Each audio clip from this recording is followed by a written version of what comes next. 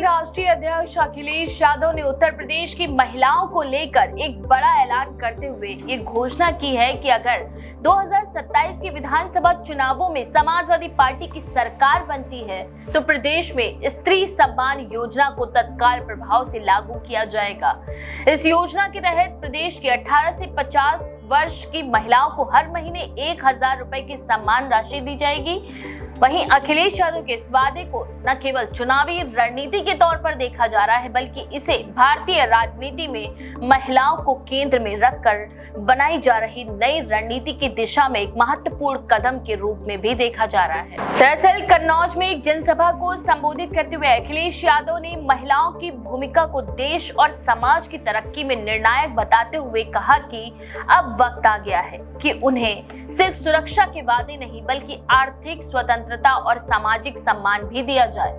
उन्होंने कहा कि स्त्री सम्मान योजना सिर्फ एक वित्तीय सहायता नहीं है बल्कि ये महिलाओं को सशक्त बनाने की दिशा में समाजवादी पार्टी की प्रतिबद्धता है। अखिलेश यादव ने ये भी साफ किया कि इस योजना को लागू करने के लिए सरकार बनने के बाद कोई अतिरिक्त प्रक्रिया या लंबी प्रतीक्षा नहीं करनी पड़ेगी। योजना को सरकार बनने के तुरंत बाद कैबिनेट में पारित कर लागू किया जाएगा। उन्होंने कहा कि इस योजना के लिए बजटीय प्रावधान पहले से ही तैयार है और विशेषज्ञों के साथ मिलकर इसकी कार्य योजना भी तैयार की जा रही है।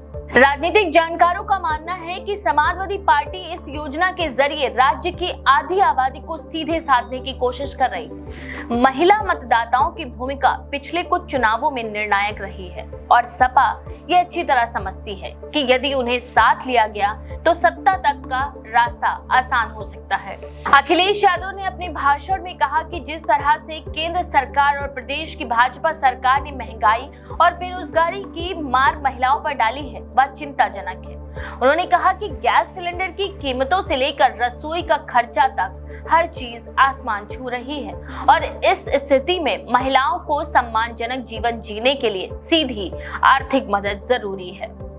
अखिलेश यादव ने भाजपा सरकार की योजनाओं की तुलना स्त्री सम्मान योजना से करते हुए कहा कि भाजपा सिर्फ नाम बदलने की राजनीति करती है जबकि समाजवादी पार्टी जमीन पर बदलाव लाती है। उन्होंने ये भी कहा कि भाजपा सरकार ने महिला सुरक्षा और सम्मान को लेकर बड़े बड़े वादे किए थे लेकिन धरातल पर नतीजे शून्य हैं। वहीं समाजवादी सरकार जब बनी है महिलाओं को बेहतर शिक्षा, स्वास्थ्य और रोजगार के अवसर मिले हैं। कन्नौज की सभा में भारी संख्या में महिलाएं मौजूद थीं और उन्होंने अखिलेश यादव के ऐलान का उत्साह से स्वागत किया। कई महिलाओं ने इस मौके पर मीडिया से बातचीत करते हुए कहा कि वे इस योजना को महिलाओं के भविष्य की दिशा में एक नई शुरुआत मानती हैं। कुछ महिलाओं ने ये भी कहा कि वे अब अपने परिवार और समाज में खुलकर अपनी भूमिका निभाने को लेकर आश्वस्त हैं क्योंकि उन्हें हर महीने सम्मान राशि मिलेगी जिससे वे अपने छोटे मोटे खर्चों को खुद वहन कर सकेंगी। राजनीतिक विश्लेषकों का ये भी कहना है कि स्त्री सम्मान योजना समाजवादी पार्टी के लिए एक गेम चेंजर साबित हो सकती है। अभी तक समाजवादी पार्टी की पहचान युवाओं और पिछड़े वर्गों की पार्टी के रूप में होती थी लेकिन अब ये महिलाओं को भी अपने राजनीतिक कैडर में प्रमुखता से शामिल करने की ओर आगे बढ़ रही है। यदि ये रणनीति सफल रही तो ये पार्टी के सामाजिक आधार को व्यापक बना सकती है।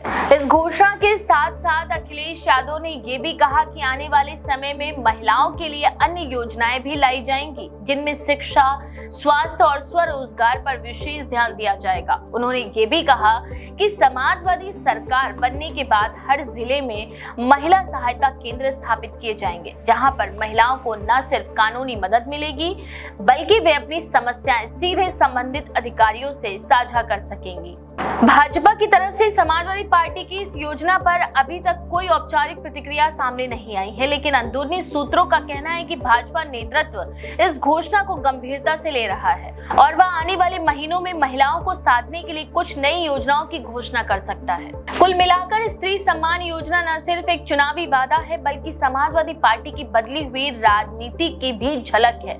जहां पहले ये पार्टी सिर्फ जातीय समीकरणों के सहारे सत्ता की ओर बढ़ती थी अब वह वर्ग, लिंग और सामाजिक न्याय की नई परिभाषाएं गढ़ने की कोशिश कर रही है।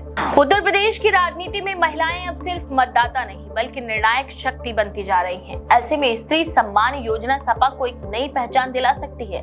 सवाल ये है कि क्या महिलाएं इस योजना को लेकर समाजवादी पार्टी पर फिर से भरोसा करेंगी या भाजपा महिला सशक्तिकरण के अपने दावों के जरिए इस प्रभाव को कम करने में सफल रहेंगी। लेकिन इतना तो तय है कि इस 2027 का चुनाव महिलाओं के मुद्दों पर केंद्रित रहने वाला है और इस बार राजनीति का रुख तय करने में वे निर्णायक भूमिका निभा सकती हैं।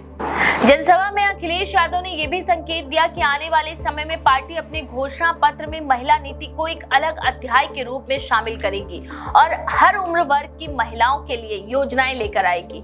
विशेष रूप से वृद्ध महिलाओं, विधवाओं और अकेली महिलाओं को समाज में सम्मानजनक स्थान दिलाने के लिए विशेष कदम उठाए जाएंगे।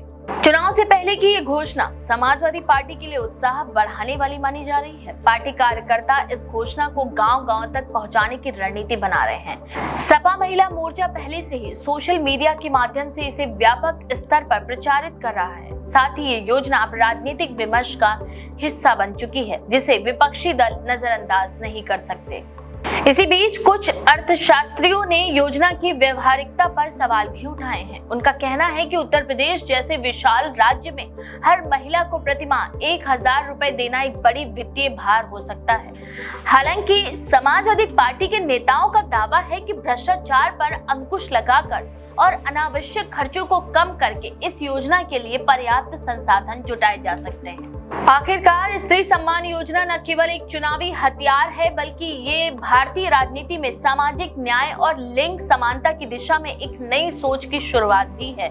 अगर ये योजना लागू होती है तो ये न केवल उत्तर प्रदेश की महिलाओं के जीवन में बड़ा बदलाव ला सकती है बल्कि देश भर की राजनीति को महिलाओं के मुद्दों के प्रति अधिक संवेदनशील भी बना सकती है।